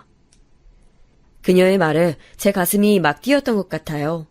마치 영화 속 여주인공처럼 그녀는 달콤하고도 낭만적인 말을 할 줄 아는 여자였습니다. 저는 태어나서 그런 경험을 해보는 건 처음이었기에 그녀와 짧은 인연을 남긴 것만으로도 갑자기 제 인생이 풍요로워진 것 같은 느낌을 받았습니다. 그렇게 만났다가 그렇게 헤어졌어요. 그뿐이었습니다. 하지만 저는 때때로 그녀가 생각나서 처음 만났던 버스 정류장 근처를 종종 배회했어요. 그 친구분의 집 근처를 기웃거린 적도 있었죠. 시간이 지나면서 그런 것도 안 하게 되었고 생각에서도 점차 그 존재감이 희미해져 가긴 했지만 말이에요. 저는 대학을 졸업한 후에 무척 바빴습니다. 여동생은 검정고시로 고등학교 졸업을 하였지만 사회생활은 아직이었어요. 남동생은 고등학교에서 영 겉도는 녀석이었고요. 부모님께서는 많이 힘들어 하셨습니다. 그러니까 제가 집에 돈을 대줘야만 했어요. 제 최소한의 생활비만을 남기고 전부 집으로 붙였습니다. 외조부모님을 챙기는 것도 저의 몫이었어요. 왜냐하면 제가 외가댁에서 고등학교를 다니는 동안 저희 집에서는 외조부모님께 돈을 한 푼도 따로 주지 않았으니까요.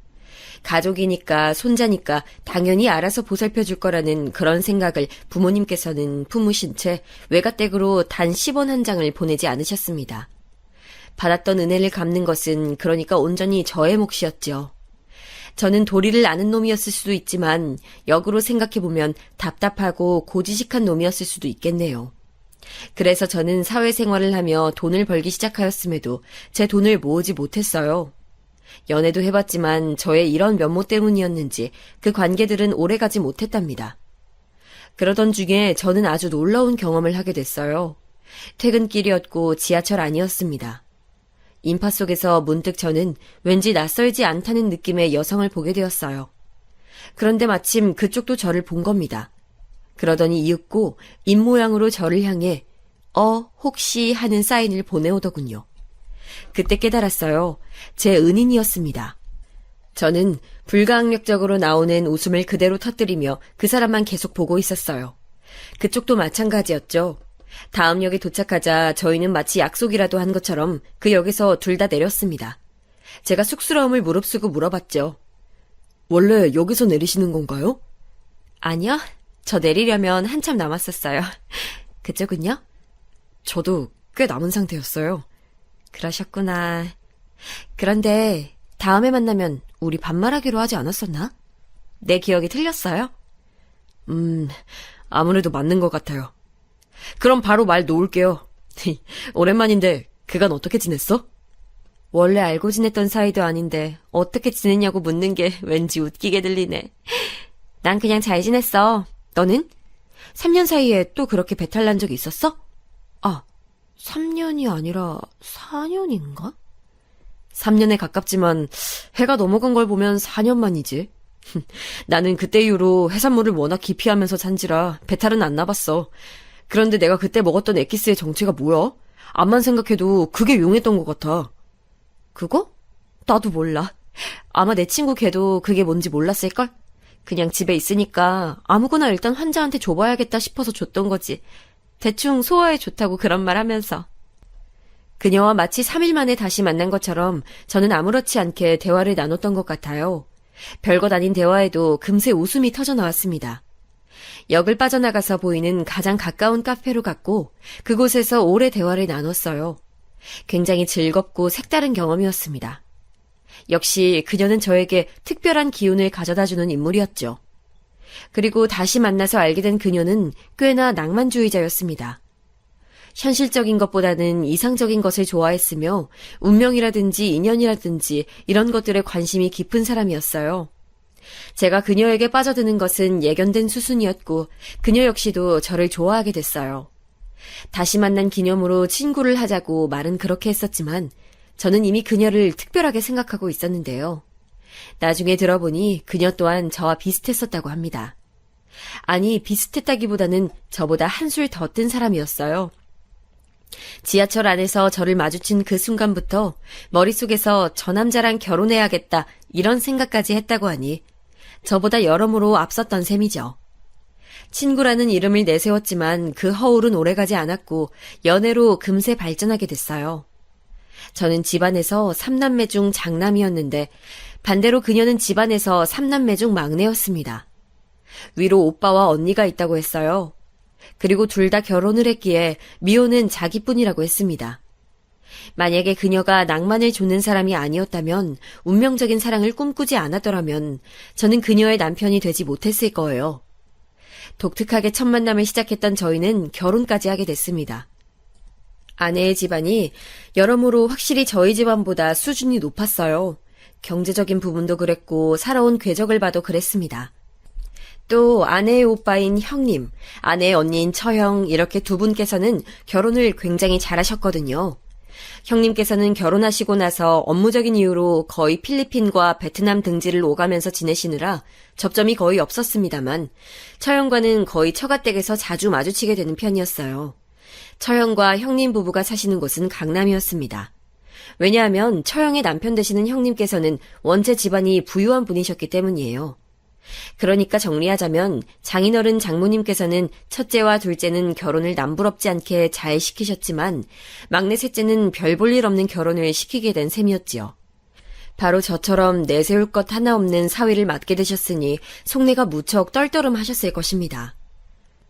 고향이 그런 동네면 최소한의 그쪽에 땅이라도 있어야 하는 거 아닌가? 여태까지 땅도 한 평 안 사두고 대체 뭘 한 건지. 가족들이 아무도 미래에 대한 대비에 관심이 없었나 보네. 우리 막내딸이 엉뚱하기는 해도 애가 순진하고 착하고 똑부러지는 구석이 넘치는 앤데 아유 어쩌다가 자기 신랑감은 이런 식으로 골랐나 모르겠네. 내가 낳고 키운 자식이지만 내가 그 속을 모르겠어. 장인어른과 장모님께서 저희 결혼 전에 제 앞에서 하셨던 말씀으로 미뤄보더라도 충분히 그러셨을 거라는 게 짐작이 됐죠. 제가 결혼을 한다 그러니까 저희 부모님께서는 언제 여자를 만나고 있었냐면서 펄쩍 뛰셨습니다. 아직은 당신들에게 저의 도움이 필요하다는 것을 끊임없이 저에게 설교하셨고요. 제가 결혼해서 제 가정에만 충실할까봐 그게 걱정이신 모양이었습니다. 제 결혼에 제대로 보태줄 미천도 아직은 없다면서 웬만하면 결혼을 미루라고 하셨어요. 그런데 아내가 저희 부모님께 직접 말씀을 드렸던 겁니다. 결혼하는데 아무런 돈도 안 보태주셔도 돼요. 전혀 상관없어요. 그냥 결혼하는 거 허락만 해주시면 절대 아버님 어머님께 손 안 벌리고 살게요. 당돌한 말투에 놀라신 부모님께서는 마치 홀린 듯이 고개를 끄덕이고 마셨죠. 그렇게 저희 집에서는 허락을 받아낼 수 있었던 것입니다. 상견례 그리고 결혼식 때가 되어서야 부모님께서는 제가 결혼하는 여자의 집안이 저희 집안보다 훨씬 부유하다는 것을 눈치채셨어요. 그런 저희 부모님의 기색을 장인어른 장모님께서는 아주 못마땅하게 지켜보셨고요. 못 배운 집안, 없는 집안은 웬만하면 상종하고 싶지 않은 심정이거늘. 아휴, 막내딸이 죽기 살기로 결혼하겠다고 우기는데 그걸 확 어떻게 해버릴 수도 없고 일이 이렇게 돼버렸으니 이미 어쩔 수 없다지만 최대한 저쪽 집안하고는 교류를 안 했으면 좋겠네. 부족한 사위 하나 드리는 것만으로도 벅찬데 그 집안 식구들까지 딸려오는 걸 절대로 안 될 일이지. 장모님께서 투덜거리셨을 때 근처에 있던 저 들으라고 일부러 크게 말씀하신 것 같다는 생각이 들었습니다.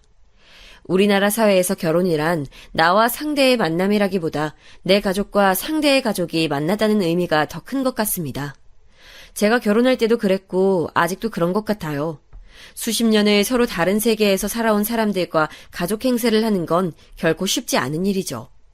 저처럼 눈에 차지 않는 조건의 인물이라면 더더욱 처갓집 식구들은 제가 달갑지 않았을 것입니다. 결혼한 이후 저는 장모님의 일정한 레파토리에 시달려야만 했어요. 김서방, 내 친정집이 옛날엔 말이야 원래 알아주는 양반 가문이었어. 그래서 나도 어렸을 때 어떻게 자랐는지 알아? 저만 보면 저를 앞에 앉혀주시고 당신 집안의 옛 이야기를 쭉 늘어놓으셨습니다. 그때는 그러려니 하면서 별 생각 없이 다 들어드렸는데 지금 가만히 생각해보니까 장모님께서 하신 말씀들은 사실 여부를 확인할 길 없는 옛날 이야기일 뿐이었어요. 지역을 호령한 가족들이었다는 등 의인이 되기 위해 재물을 저버려서 어쩔 수 없이 집안이 축소되었다는 등 그런 걸 제가 듣고 나서 정확히 사실을 알 길이 없었죠. 장모님께서는 단지 막내딸의 사위로 들어온 저를 향해 나는 이렇게 잘난 핏줄이니까 네가 잘 알아두고 알아서 잘 기어라 이런 의미를 끊임없이 표하고 싶으셨을 뿐인 것 같습니다. 그 외에도 장모님께서 자꾸만 저의 길을 꺾어놓고 마치 저를 당신의 노예 삼으시려는 작정이라도 하신 것처럼 구시는 게 많았는데 그것까지 다 적자면 제가 사연 한 개로는 이야기를 다 못 끝낼 것 같습니다. 결혼하고 나서 1년 동안 겪었던 에피소드가 정말 이상한 내용들이었거든요. 아내를 사랑하는 마음이 조금만 더 부족했어도 아마 저는 이 집안 사위 안 하겠다며 뛰쳐나갔을지도 모를 일이에요. 하지만 저는 너무나도 아내를 사랑하고 있었으며 아내 또한 저와 결혼한 게 자기 인생에서 가장 잘한 일이라고 말해주는 사람이었으므로 제가 무슨 수모를 몰래 당하든 말든 묵묵히 이겨낼 수 있을 정도였던 것 같습니다.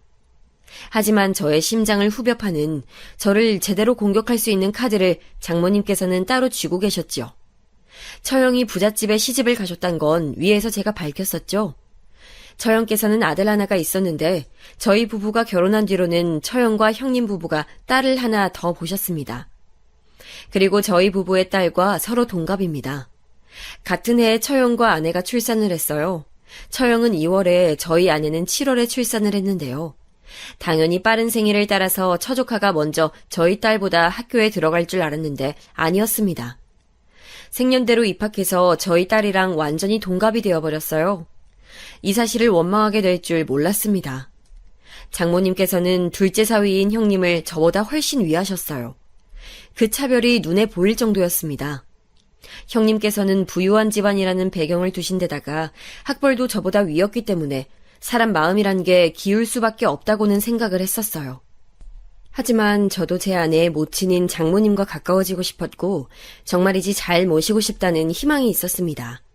처가댁에 가면 늘 장모님 곁에서 조금이라도 더 수발을 들어드리려고 했고 여러 가지도 도와드리면서 아등바등 해봤지만 차별당하는 느낌은 여전했습니다. 일부러 그러시는 건진 몰라도 장모님께서는 자꾸 형님 앞에서 우리 예쁜 큰사위, 아휴, 보기만 해도 아주 배가 다 불러. 나는 밥 안 먹어도 우리 큰사위만 보면 든든해서 배도 안 고프다니깐. 저 보란듯이 이런 말씀을 꼭 하셨어요. 큰사위라고 지칭하면서 위계도 강조하셨어요. 제 쪽으로 눈을 흘기면서 그런 말씀들을 하셨기 때문에 제 입장에서는 참 속이 안 쓰릴 수가 없었습니다. 큰 사위는 걱정이 안 되는데 우리 작은 사위는 이런 식으로 말씀을 얼버무리시면서 제 쪽을 향해 한숨을 쉬실 때는 정말 좌불안석, 처가댁에 있는 것 자체가 가시방석이었습니다.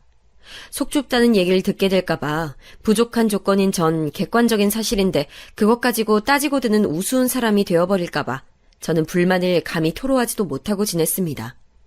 사랑하는 아내를 봐서라도 늘 소가리로만 끝냈죠. 제 여동생이 모아둔 돈이 한 푼도 없건만 결혼한다고 그랬을 때 제가 도와주는 수밖에 없었습니다. 남동생 녀석이 방황하는 벌은 못 고치고 기어이 사고를 쳐댔을 때 수습하는 것은 당연히 저의 몫이었는데요. 이런 과정이 처가댁에 알려지게 되면서 저는 또 한 번 고개를 들 수 없는 입장이 되었습니다. 아내는 무조건 강경하게 제 편이었기 때문에 처가 식구들은 차마 아내한테는 직접적으로 쓴소리를 못하고 저를 은근하게 왕따시키면서 자꾸 사람의 인격을 깎아내려갔죠.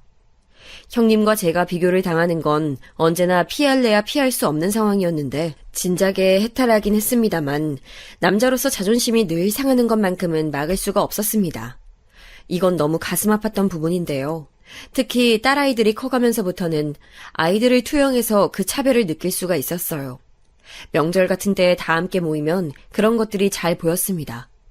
아이들이 처가댁 근처에 있는 문구점에서 과자 몇 개 사 먹고 자판기에서 음료 뽑아 먹고 싶다고 그랬을 때였어요. 자판기에서 나오는 율무차 엄청 맛있는데 우리 그거 먹으러 가자. 저희 딸이 그렇게 말했을 때 장모님께서는 코웃음을 치셨습니다. 아휴, 별 같지도 않았어.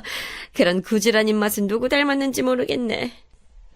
장모님께서 비꼬시는 말을 어렸던 제 딸은 무슨 의미인지 몰랐기에 그런 말을 들어도 그냥 방실방실 웃을 따름이었는데요. 그래서 제 가슴이 더 아팠습니다. 딸은 자기 외할머니를 무척 좋아하는 아이였으니까요. 장모님께서 쌀쌀맞게 구시거나 말거나 딸은 부침성 좋게 굴었습니다. 나도 율무차 먹고 싶어. 우리 과자랑 율무차랑 같이 먹어보자. 형님의 딸인 처조카 아이가 저희 딸의 발언에 맞장구를 치며 그렇게 말했을 때 갑자기 장모님께서는 눈빛을 빛내시며 주머니를 뒤져 돈을 찾으셨습니다. 우리 손녀 자판기에서 율무차 뽑아 먹고 싶었죠? 아이고, 여기 할미가 돈 줄게. 가서 우리 손녀 먹고 싶은 만큼 뽑아 마셔. 알았지? 아이고, 누구 닮아서 율무차같이 고소한 걸 좋아하나 모르겠네. 우리 손녀 예쁘기도 하지. 그런 차별을 보고 있으려면 절로 입맛이 썼네요. 어느 날엔 아내가 드디어 그런 정황들을 포착해내곤 화가 머리끝까지 나서 장모님께 따졌습니다. 다들 너무하지만 엄마가 그 중에서도 가장 너무한 거 아니야? 왜 똑같은 손녀인데 차별해? 왜 누군 예뻐하고 누군 미워하냐고. 그게 어른이 돼서 할 만한 행동이야? 엄마 제발 부끄러운 줄 좀 알아. 그럼 네가 잘난 서방 만나서 결혼하지 그랬냐? 뭐라고? 엄마 지금 나한테 뭐라 그랬어? 잘난 서방? 네 언니는 강남 사는 남자 만나서 지금까지 떵떵거리고 사는데 넌 지금 이 꼬라지가 이게 뭐야? 어디 경상도 시골에서 변변찮은 재산 하나 없는 집안의 남자를 만나서 이토록 볼품없게 사냐고. 네가 먼저 내 가슴에 대못 박은 거야 이거사. 엄마는 나를 딸로서 바라본 게 아니라 무슨 자식 장사하는 것처럼, 내가 장사에 내놓는 물건인 것처럼 바라봤었나 봐. 내가 누구랑 만나서 결혼하든 딸 자식이 사랑하는 사람과 만나서 행복하게 산다는데 그게 그렇게나 마음에 안 들어? 그 사이에서 태어난 아이도 미울 만큼, 차별할 만큼. 너도 네 자식 시집 보낼 때 되면 내 마음 알 거야. 지금은 백날 말해봤자 네가 날 이해하겠니? 아니, 난 내 자식 시집 보낼 때가 돼도 지금 엄마 이해할 수 없을 것 같아. 나는 적어도 그런 걸로 자식들 등급 나누고 차별할 생각 따위 추호도 없으니까. 화가 난 아내는 장모님과 열띤 설전을 벌였습니다. 그 이후로 저희 집은 처가댁에 별 건수가 없는 이상 발걸음을 하지 않게 되었습니다. 내심 아내의 그런 결정이 반가웠던 것은 사실이에요. 저에게 처가댁은 마음이 무거워지는 곳이었으니까요. 하지만 또 한편으로는 저 때문에 아내가 자기 식구들과 거리가 멀어진 것 같아서 너무 미안했고 죄스럽기까지 했었습니다. 내가 잘난 집안에서 태어난 놈이었다면 어땠을까? 형님처럼 장모님께 인정받고 사랑받는 사위가 될 수 있었겠지. 아니, 내가 비록 타고난 배경은 부족하더라도 좋은 대학에서 좋은 직업을 가졌다면 지금보다 훨씬 떳떳했을 텐데. 이게 다 내가 게으르고 부족하게 살아서 그렇구나. 우리 딸한테는 나보다 좋은 미래가 허락됐으면 좋겠는데. 저희 부모님께서는 자식 농사에 기대를 거셨던 분인 것을 제가 알고 있었기에 책임감이 막중했던 장남으로서 고작 이런 어른이 되어버린 것에 새삼 죄송한 마음이 들었습니다. 동생들이 크게 될 제목이 아닌 것을 저는 진작 알고 있었고 그랬기에 저는 더 열심히 살아야 했던 게 맞았습니다. 그러나 저는 그렇게까지 열심히 살지 못했던 것 같아요. 큰 사람이 되지 못했죠. 제 스스로가 너무 못났다는 생각이 들면서 한없이 초라해졌어요. 나는 당신 배경 보고 결혼한 거 아니야. 잘 알지?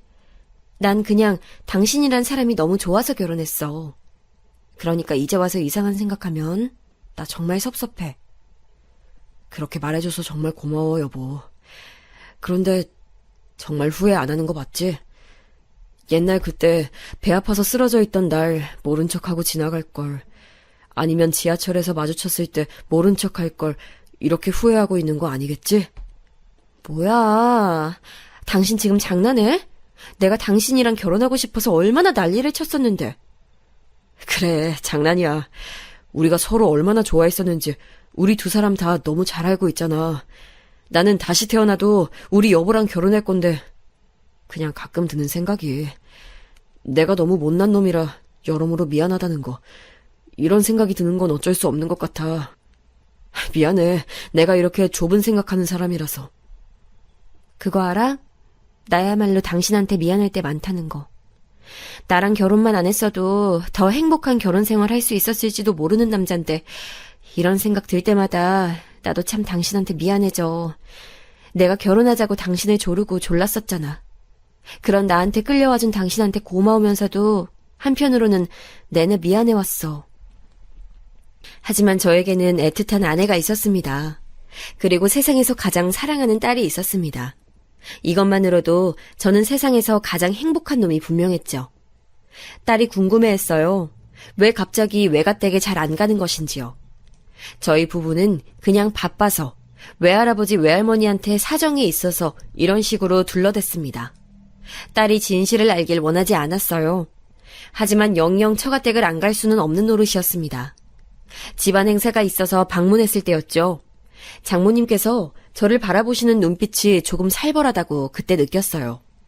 저로 인해서 당신의 막내딸과 싸우게 됐고 교류도 드물게 된 것이라 여기면서 저를 탓하시는 것으로 보였습니다. 영 못마땅한 것을 바라볼 때의 눈빛, 딱 그런 표정으로 저를 보셨어요. 저에게만 그러시는 것이었으면 상관없었을 것입니다. 익숙하기도 했고요. 하지만 딸한테까지 그러시는 건 정말 선을 넘는 것이었어요. 형님의 딸인 처조카 아이에게는 곧잘 용돈을 쥐어주시는 분이시라는 건 익히 알고 있었습니다. 저희 딸에게는 용돈 한 푼 안 주셨던 분인 것도 알고 있었고요. 그런데 설마 그런 식으로 말씀을 하실 수 있을 거라고는 상상도 못했습니다. 우리 이쁜이 손녀, 이제 새학기 시작하는데 학용품은 많이 샀자요. 할미가 용돈 줄게. 이걸로 맛있는 거 사 먹고 준비물도 사고 그래라. 알았지? 처조카 아이에게 용돈을 두둑이 건네주시면서 웃어주셨던 장모님. 옆에서 그 모습을 바라보고 있었던 저희 딸이 얼른 장모님께 자기 두 손을 내밀었어요. 외할머니, 저도 새학기 시작해요. 저도 용돈 주세요. 너? 아, 그래. 둘이 동갑이었지? 근데 넌 학교에서 성적이 영 별론가 보다. 학급에서 1등 했다는 소식을 들어본 적이 없네? 저는 1등 아닌데요? 그럼 그렇지. 어찌 보면 당연해. 왜냐면 너는 씨가 안 좋으니까. 타고난 유전자가 그런데 발버둥 쳐봤자 크게 될 수 있겠어? 아유. 장모님께서는 혀까지 끌끌 차시고는 저희 딸을 외면하셨어요. 늘 씩씩하게 웃는 얼굴이었던 저희 딸이 그때 처음으로 충격받는 표정이 되어선 힘없이 두 손을 내렸습니다. 그걸 보면서 처조카 아이는 비죽 웃고 있었어요. 거기까지 본 저는 도저히 참을 수 없어서 차가워진 가슴을 안고 장모님께 다가갔습니다. 장모님, 다 들었습니다. 지금 저희 애한테 어떻게 그런 말씀을 하실 수 있어요? 아우, 깜짝이야. 어디 있다가 나타나서는 또 그걸 다 들었다고 한대? 하여간 귀도 밝아. 근데 뭐가 어때서? 애가 뭐 그런 의미를 다 알아들으라고? 김서방 유난이야. 장모님께서는 짜증스럽게 자리를 피하셨고 저희 딸이 금방이라도 울음을 터뜨릴 것 같은 표정이어서 저는 우선 아이부터 달래줬습니다. 밖으로 데리고 가서 아이스크림을 사줬더니 그제서야 조금 웃었죠. 아빠, 외할머니는 왜 나 싫어해? 나 예뻐해 주신 적이 없어. 하지만 딸아이가 건넨 질문에 제 심장이 쿵 떨어졌습니다. 안 싫어한다고, 네가 착각한 거라고 저는 애써 담담하게 말을 해줬지만 가슴은 찢어지는 듯 했어요. 저는 고민 끝에 아내에게도 그 일을 말했고 아내는 폭발해서 장모님과 대판 싸웠습니다. 알고 보니까 아내는 물론이고 저도 몰랐던 일들이 저희 딸한테 꽤 있었더라고요. 저희 부부가 없을 때 장모님께서는 딸아이한테 별 말씀을 다 하셨었다고 합니다. 너는 반쪽 유전자다. 태어났을 때부터 강남에 사는 특권층은 너랑 다르다. 너는 죽어럽시고 노력해야 강남 입성이 가능한 처지에 있으니 남다르게 노력해야 한다. 네가 내 손녀인 게 가끔은 부끄러울 때가 있다. 이런 식의 말씀을 자주 내뱉으셨던 거죠. 마치 어린아이에게 스트레스를 풀듯이 그렇게 구셨던 거예요. 화가 난 아내는 장모님을 앞으로 안 보겠다고 했어요. 장인어른께서 대신 나서서 사과하시면서 중재를 해주시려고 노력했기에 그나마 가족 간의 절연만은 막아졌습니다. 그 과정에서 형님과 처형 부부의 민낯도 보게 됐어요. 부모가 반대하는 결혼에는 다 이유가 있는 법이지. 아이, 민준 엄마, 그만해. 내가 워낙 잘난 거지 그쪽이 못난 게 아니잖아. 어? 아닌가? 못난 것도 사실이구나. 아유, 장모님도 속 복잡하시겠어. 애한테 그러신 건 너무하셨지만, 아니, 오죽했으면 그러셨겠냐고. 그리고 또 우리 딸이 그쪽 딸보다 월등한 걸 어떡해, 타고난 걸. 비교하실 수밖에 없지. 생판 남이면 모를까 가족으로 엮인 관계에서 그런 식으로 말을 하는 건 아니라고 봤습니다. 그래서 처형이고 형님이고 정말 그때 다시 보게 됐어요. 별로 상종하고 싶지가 않더라고요. 애초에 저나 아내나 남한테서 떨어지는 콩고물에는 일체 관심이 없는 사람들이었고요. 그 두 사람이 부유하게 잘 살든지 말든지, 그래서 장모님의 애정을 독차지하든지 말든지 알아서 살길 바랬습니다. 그 후로는 거의 처가댁과 교류 없이 살았고, 저희 딸은 중학교에 들어가서부터 미친 듯이